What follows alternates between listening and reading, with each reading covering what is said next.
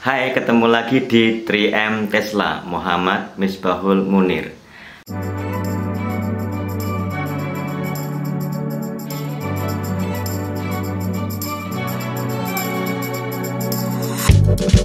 Kali ini kita akan membahas mengenai pengendalian amonia di kandang ayam. Sebelumnya kami sampaikan semoga kawan-kawan semuanya terhindar dari COVID-19 dan semoga saja Indonesia segera terbebas dari COVID-19 sehingga roda ekonomi kita akan menjadi normal kembali. Kembali ke masalah amonia. Untuk mengendalikan amonia, kita harus memahami tentang apakah amonia itu, lalu bagaimana proses pembentukan amonia, dan apa dampak amonia, lalu terakhir adalah bagaimana mengendalikan amonia. Pertama, kita akan bahas apakah amonia itu. Pada dasarnya amonia itu adalah unsur nitrogen yang berikatan dengan 3 hidrogen. Unsur utamanya adalah nitrogen.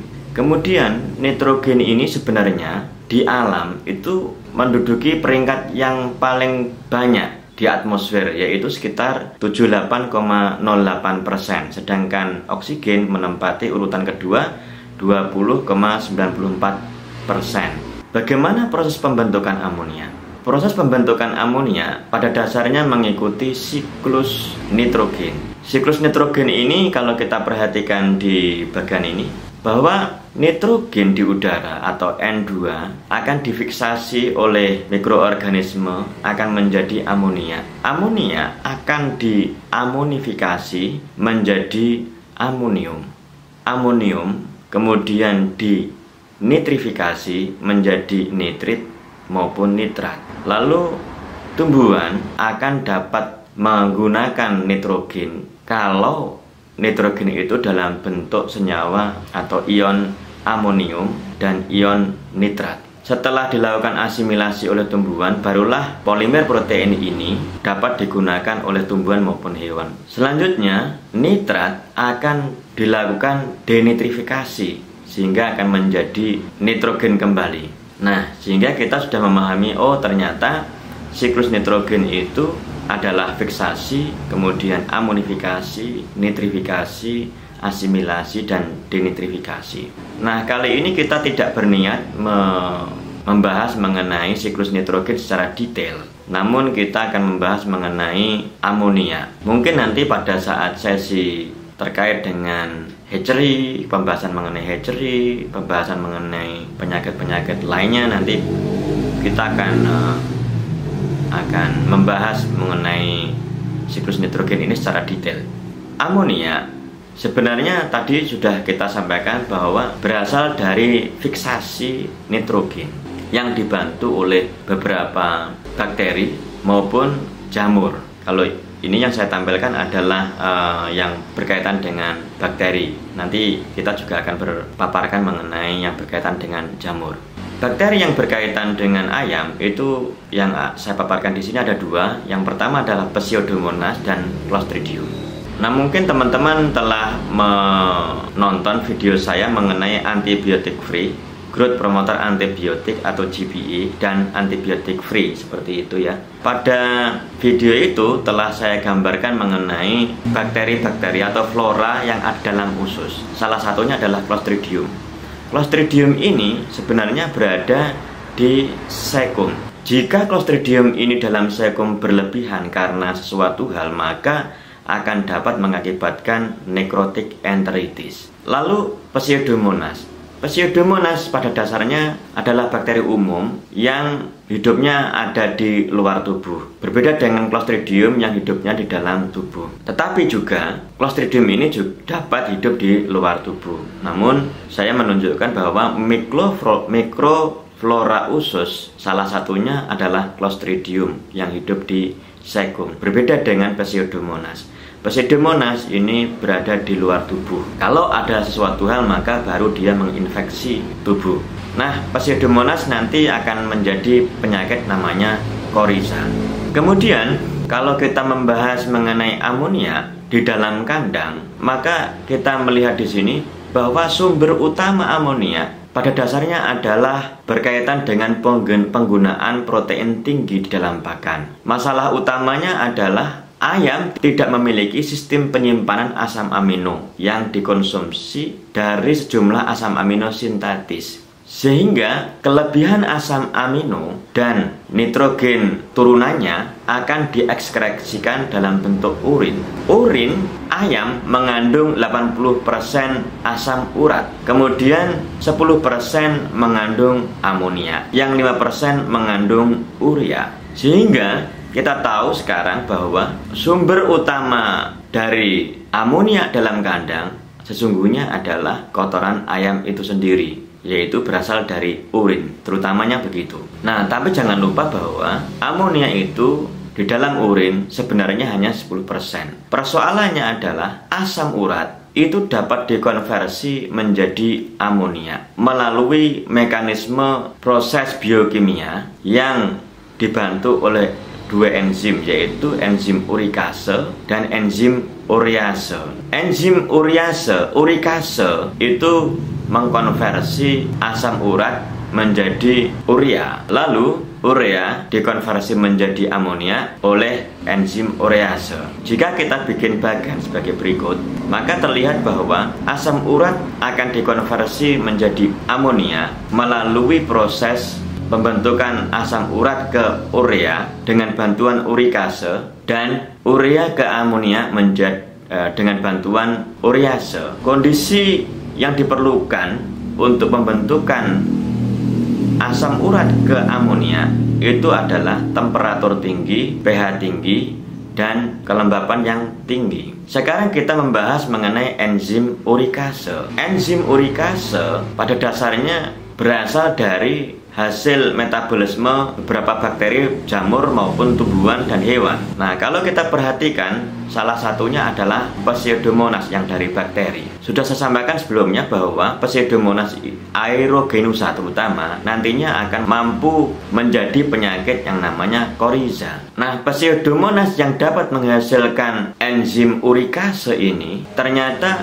enzim urikasenya akan aktif paling optimal apabila suhunya mencapai sekitar 30 sampai mungkin 50 ya di sini ya. Ya 30 sampai mungkin 50. Ini dari penelitian yang berbeda. Lalu pH-nya tinggi yaitu 8 sampai 9. Dengan demikian kita tahu bahwa aktivitas enzim urikase yang dihasilkan oleh Pseudomonas ini pada suhu tinggi dengan pH yang tinggi seperti statement yang di awal tadi. Selanjutnya kalau kita membahas mengenai jamur Aspergillus flavus juga dapat menghasilkan enzim urikase. Aspergillus flavus media tumbuhnya adalah dari salah satunya jagung. Jamurnya sendiri dapat mengakibatkan penyakit yang namanya aspergillosis. Lalu toksinnya atau mikotoksin, terutama aflatoksin dari jamur ini akan dapat mengakibatkan mikotoksikosis. Nah, kalau kita kaji mengenai pH tumbuhnya aktivitas dari enzim urikase yang berasal dari Aspergillus flavus itu adalah dari pH 6 sampai pH 8. Dari pH 6 sampai pH 8. Kemudian kita juga memberikan contoh tentang Aspergillus niger. Salah satu jamur juga yang dapat menghasilkan enzim urikase. Nah, karena Aspergillus niger ini mampu menghasilkan asam sitrat, mampu menghasilkan enzim amilase, pektinase, amiloglukosidase, selulose, maka enzim ini baru-baru ini dimanfaatkan sebagai probiotik, yaitu untuk fermentasi pakan ternak. Aspergillus niger ini dapat tumbuh di sekam padi, di ampas tebu, di sumber selulosa lain. Sehingga jika kawan-kawan semuanya pada saat DOC menggunakan sekam padi, maka Aspergillus niger ini pada kondisi tertentu dapat tumbuh dengan baik. Yaitu kondisinya adalah jika pH 7 sampai dengan 10. Itu optimumnya. dan temperatur antara 30 sampai dengan 35 menurut hasil penelitian ini. Sehingga kita sekarang tahu bahwa urikase aktivitasnya ini dipengaruhi oleh suhu yang tinggi dengan pH normal sampai tinggi. Nah, jika kita rangkum bahwa urikase ini aktivitasnya pada pH optimum 8 sampai dengan 9 atau yang dari jamur 6 sampai 8. Kemudian suhu optimumnya adalah 30 sampai dengan 47. Sehingga suhu tinggi dengan pH yang cenderung tinggi. Urikase ini kan tadi bereaksi dengan oksigen ya, sehingga dia membutuhkan udara. Jadi pembentukan urikase itu pada dasarnya adalah aerobik. Kemudian kita membahas mengenai urease. Urease kita contohkan di sini adalah menggunakan Clostridium perfringens. Clostridium perfringens telah saya sampaikan sebelumnya bahwa ia dapat mengakibatkan penyakit nekrotik enteritis. Kemudian Clostridium perfringens ini dapat tumbuh dengan optimum pada suhu 43 sampai 47, suhu tinggi juga. Lalu Clostridium ini hidupnya itu cenderung anaerobik, jadi tidak membutuhkan oksigen. Berbeda dengan urikase yang membutuhkan oksigen. Urease tidak membutuhkan oksigen. Nah, kalau kita perhatikan bahwa Clostridium ini membutuhkan pH optimum 6 sampai 7. Sehingga jika kita rangkum bahwa Clostridium perfringens pH optimumnya adalah 6 sampai 7, temperatur optimumnya adalah 43 sampai 47 dengan sifatnya yang anaerobik. Penelitian lain yang dilakukan oleh Boyd 1990 bahwa semakin tinggi pH air dan semakin tinggi suhunya, maka jumlah amonia dari total amonia adalah tinggi. Sehingga benar bahwa konversi asam urat menjadi amonia memang membutuhkan temperatur yang tinggi, pH yang tinggi dengan kelembapan yang tinggi pula, karena ia membutuhkan H2O. Baik proses pembentukan asam urat menjadi urea membutuhkan H2O, lalu urea menjadi amonia membutuhkan H2O. Kalau proses urikase akan membutuhkan oksigen, sehingga umumnya adalah bakteri-bakteri yang atau jamur yang membutuhkan oksigen atau aerobik, dan untuk yang pembentukan urea ke amonia adalah anaerobik. Bagaimana jika amonia ini di dalam kandang bereaksi dengan air, terutama yang ada di hidung?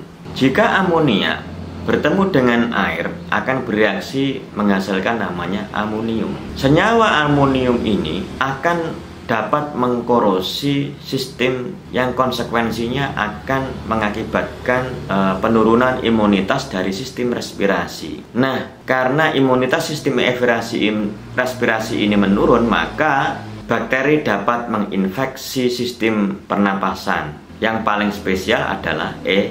coli. E. coli kalau kita pelajari bahwa ia membutuhkan pH 7 sampai dengan 8. Lalu membutuhkan temperatur rendah, itu bedanya.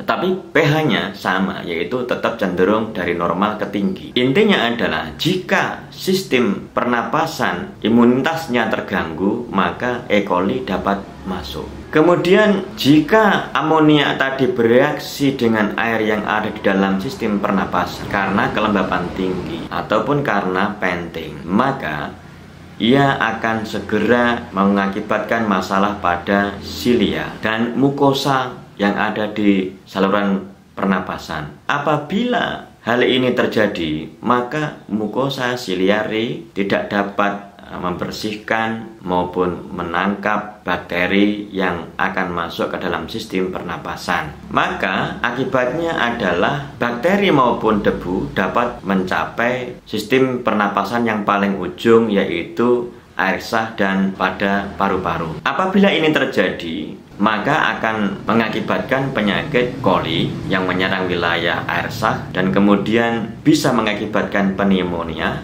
septisemi, dan aersekulitis. Itu katanya Aziz dan Barnes. Sebagai tambahan dari respirasi disease atau penyakit respirasi, bahwa amonia ini dalam bentuk amonium akan dapat mengakibatkan masalah pada mata dan dapat mengakibatkan damage pada kornea mata. Nah, pada konsentrasi yang rendah sekalipun 20 ppm dapat menurunkan sistem imun, juga dapat mengakibatkan masalah pada sistem respirasi dan dapat mengakibatkan masalah pertumbuhan, akhirnya dapat menimbulkan masalah pada feed konversi. Jadi, amonia ini perlu ditangani dengan serius supaya tidak mengakibatkan banyak masalah. Jika kita melihat dan mengkaji dari paparan Medion Go ID yang telah saya olah sebagai berikut, ini data September tahun 2017,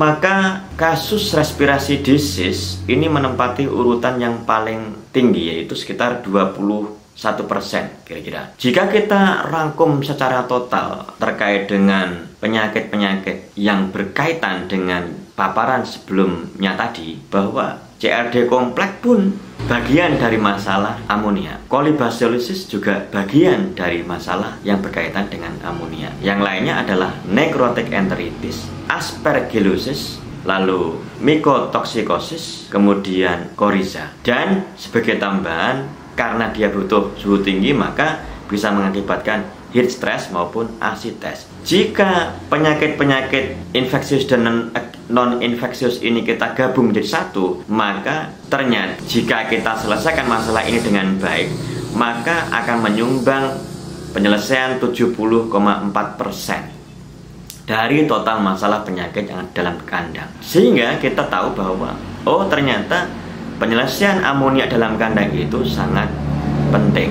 Saya paparkan ini dengan maksud agar kawan-kawan nantinya lebih baik mencegah agar penyakit tidak datang daripada penyakit itu datang. Sebab kalau kita mengobati ayam, maka kosnya akan sangat tinggi. Pertama, teman-teman akan kehilangan feed konversi. Yang kedua, teman-teman kemungkinan besar kehilangan ayam.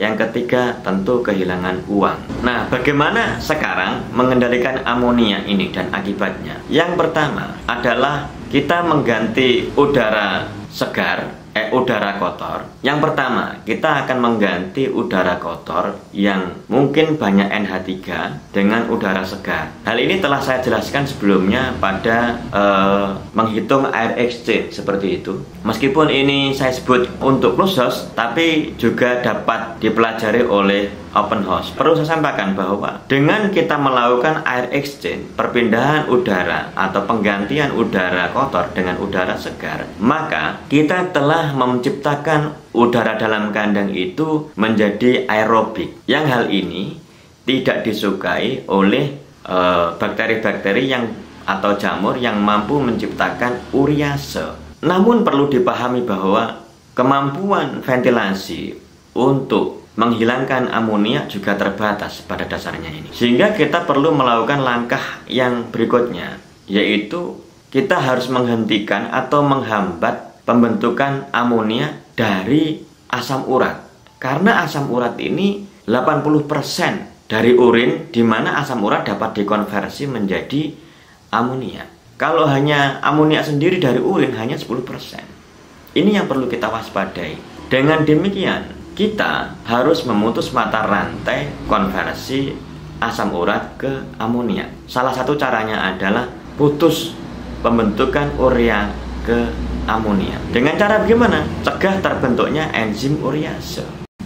Jadi, cara yang kedua untuk mengurangi amonia dalam kandang adalah dengan memutus mata rantai pembentukan urea menjadi amonia, supaya konversi asam urat menjadi amonia terhambat atau hilang. Kita tahu bahwa urease itu dibentuk oleh bakteri-bakteri atau jamur yang salah satu contohnya adalah berasal dari Clostridium perfringens yang mampu menciptakan urease. Clostridium perfringens ini hidup di dalam tubuh ayam, terutama ada dalam sistem pencernaan, tepatnya di sekum, dengan pH yang rendah di sekum yaitu 5 sampai dengan 5,7. Sedangkan pH optimum dari Clostridium perfringens adalah 6 sampai 7. Sehingga untuk mengendalikan Clostridium ini, caranya adalah dengan menciptakan suasana sistem pencernaan yang pH normal. Ingat ya, pH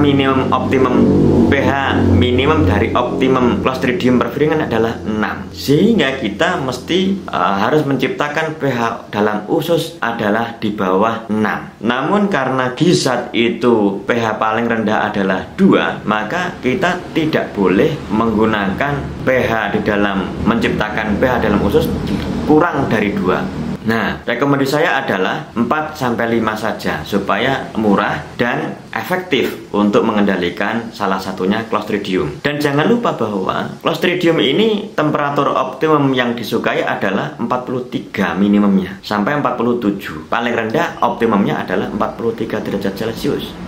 Padahal ayam maksimumnya suhu tubuhnya adalah 41,89 derajat Celcius. Dengan demikian kita tahu bahwa untuk mengendalikan Clostridium yang kedua adalah dengan mengendalikan suhu tubuh ayam. Jangan sampai melampaui 42 derajat Celcius. Jika ia berhasil keluar dari tubuh, maka kita harus mengendalikannya dengan cara ventilasi harus baik. Kenapa? Karena Clostridium ini sukanya adalah anaerob, tidak membutuhkan oksigen dia. Sehingga kita tidak boleh membuat dead spot atau wilayah yang tidak ada anginnya di dalam kandang. Semuanya harus ada angin agar kondisinya adalah aerobik supaya berlawanan dengan keinginan Clostridium perfringens. Nah, apabila Clostridium perfringens ini terkendali, maka amonia pun akan terkendali. Pengalaman saya adalah jika Clostridium ini ada satu saja masalah, ada satu aja yang kita temukan di dalam kandang, berarti amonia akan meningkat. Biasanya segera saya minta agar ventilasi di dalam kandang segera diperbaiki agar di dalam kandang ini kondisinya adalah aerobik. Terutama kandang-kandang yang terbuka biasanya sulit untuk mengendalikan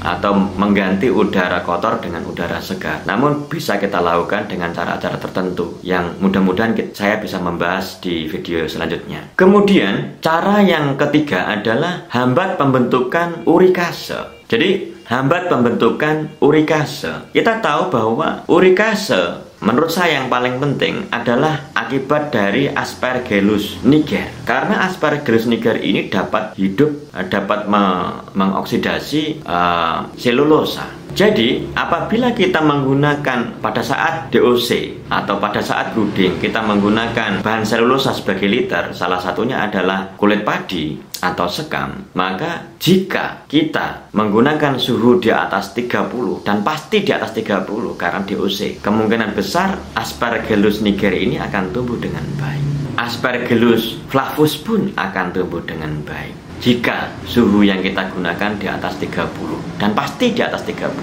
untuk sekitar 4 hari pertama ya. Dan kemudian kondisi yang diinginkan Aspergillus niger, Aspergillus flavus maupun Pseudomonas itu adalah pH sekitar 6 ke atas. Kita akhirnya juga harus mengendalikan pH liter ini di bawah 6. Caranya bagaimana? Tentu akan ada cara-cara tersendiri untuk menyelesaikan supaya pH liter ini di bawah 6. Dan jangan lupa bahwa kelembapan harus rendah. Jangan lupa juga bahwa apabila ventilasi di dalam kandang tidak baik, maka akan menciptakan kelembapan yang tinggi. Kelembapan yang tinggi, kemudian suhu yang tinggi, mengakibatkan ayam mengalami kepanasan dan akhirnya panting. Yang ini pernah saya singgung di video sebelumnya berkaitan dengan heat index ya, seperti itu. Sehingga kita sudah tahu bagaimana cara mengendalikan amonia dengan cara yang sederhana yang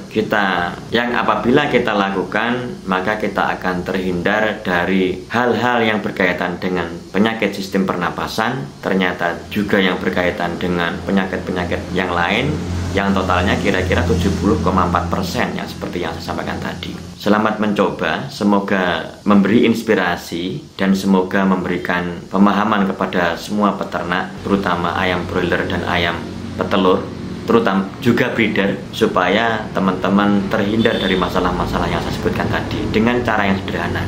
Jangan ingin sakit, tapi inginlah sehat. Maka ayam kita akan bikin sehat, jangan sakit. Kalau terpaksa sakit, ya harus ke dokter. Kalau terpaksa sakit, ya harus diobati. Jadi kita hindari ayam ini jangan sampai sakit. Terima kasih, semoga sukses selalu untuk peternakan ayam di Indonesia.